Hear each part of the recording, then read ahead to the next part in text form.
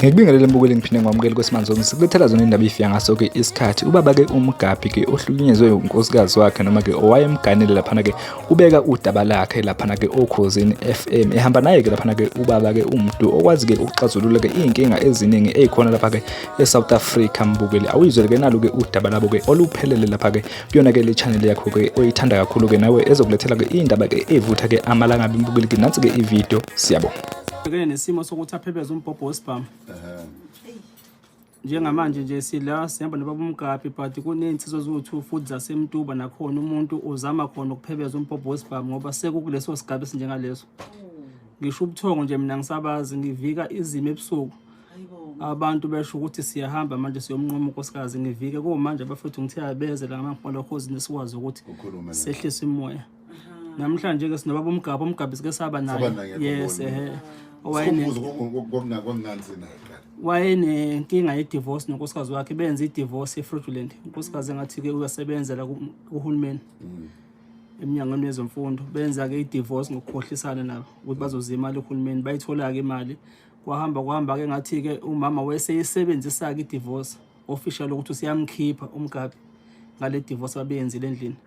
So uMgabhi belokho eqeqa ke enkantolo eqeqa enkantolo ke nathi sithembile ukuthi inkantolo izokwazi ukuthi ikhiphe isixazululo kulokuxabana kwabo ukuze kungagcini sekuba khona mhlawumbe umonakalo obakhona. But kunalokho inkantolo nathi asikhona ipress support enkantolo esiyolalela i-judgment ekhishwe enkantolo still ibabeke endawoni endlini ukuthi abaqhubeka babe ngaphansi kophahlo olulodwa.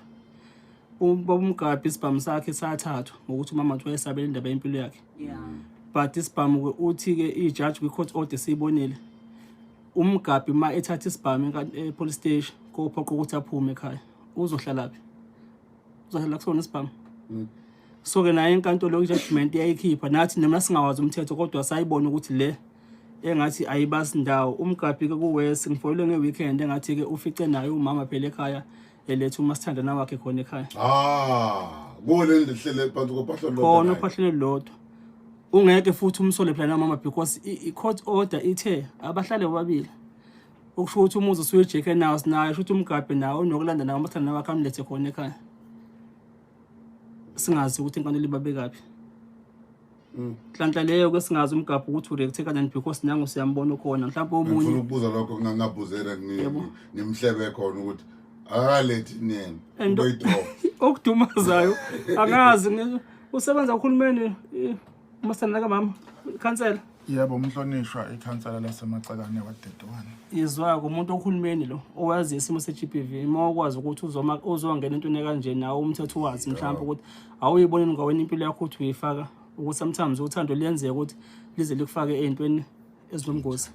725 ukhosini yafama sakasaka kude kakhulu sizolanda kudaba lobuhlungu njalo sitshila umuntu uzibandela udaba ke oluthinta kumnumzana Mfaniseni Jabulani Ndlovu waziwa ke ngelika Mgabhi wangasemtuba ke enyakatho nesifundazwe kwaZulu Natal hlakhala ngokuthi ke lo wayenkosikazi wakhe akasamhloniphi kangangokuthi useze afake ngishishende emagcekeni ekhaya la kwakhe.